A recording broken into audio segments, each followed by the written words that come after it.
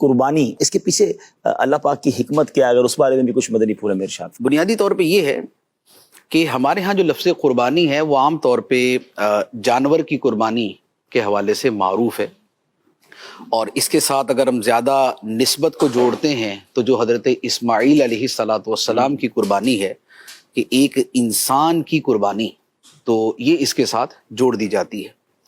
ورنہ اگر اس کو تھوڑا سا اس کو بیک گراؤنڈ کے اعتبار سے دیکھیں تو قربانی جو ہے وہ جیسے جانور کی ہے، اسی طرح انسان کی ہے اس کے اعتبار سے، اسی طرح مال کی ہے اس کے اعتبار سے، اسی طرح جذبات و خواہشات کی ہے اس کے اعتبار سے۔ واہ واہ واہ۔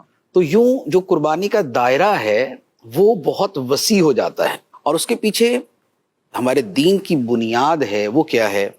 ایک تو معروف آیت مبارکہ ہے جو فرمایا قل ان صلاتی و نسکی و محیای و مماتی للہ رب العالمین، واہ واہ واہ۔ کہ اے حبیب تم فرما دو بے شک میری نماز اور میری قربانی اور میرا جینا اور میرا مرنا سب اللہ کے لیے ہے جو سارے جہانوں کا پالنے والا ہے۔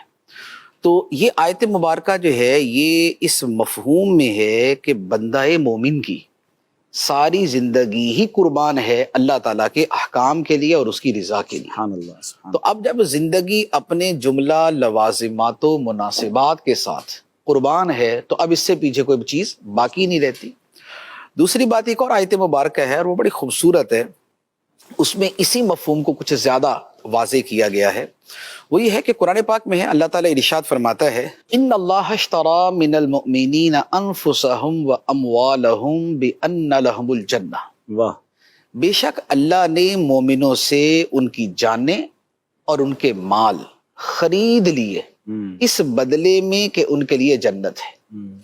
تو جنت صلہ ہے اور بدلہ ہے، اور اس کے لیے قربانی دینی پڑتی ہے جان کی اور مال کی۔ سبحان اللہ۔ تو یہ جان اور مال کی جو قربانی ہے تو یہ بنیادی طور پہ یہ دونوں ہی صورتوں پر مشتمل ہے۔ اچھا، اسی طرح پھر ایک تیسری آیت مبارکہ ہے، اس میں بھی جو جان اللہ تعالیٰ کے لیے پیش کرنا ہے اس کے حوالے سے کلام ہے۔ فرمایا وَمِنَ النَّاسِ مَن يَشْرِي نَفْسَهُ ابْتِغَاءَ مَرْضَاتِ اللَّهِ، کہ لوگوں میں سے کوئی وہ ہے جو اللہ کی خوشنودی کی طلب میں، اللہ کی خوشنودی کی تلاش میں اپنی جان کو بیچ دیتا ہے۔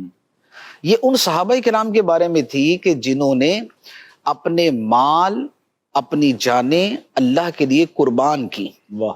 اور یہ کیوں تھا؟ ابتغاء مرضات اللہ، اللہ کی خوشنودی کی تلاش کے لیے۔ تو سب سے بنیادی چیز ہے خدا کو راضی کرنا، ٹھیک ہے، جو اصل الاصول ہے، جو تمام عبادتوں کی بنیاد ہے، جو تمام ریاضتوں کی بنیاد ہے، جو تمام مجاہدوں کا مقصد ہے، جو تمام قربانیوں کی حکمت ہے، وہ اللہ تعالیٰ کی رضا ہے۔ سبحان اللہ۔ اب وہ رضا جان کی قربانی کی صورت میں ہو، وہ مال کی قربانی کی صورت میں ہو، یا وہ کسی اور عبادت کی صورت میں ہو۔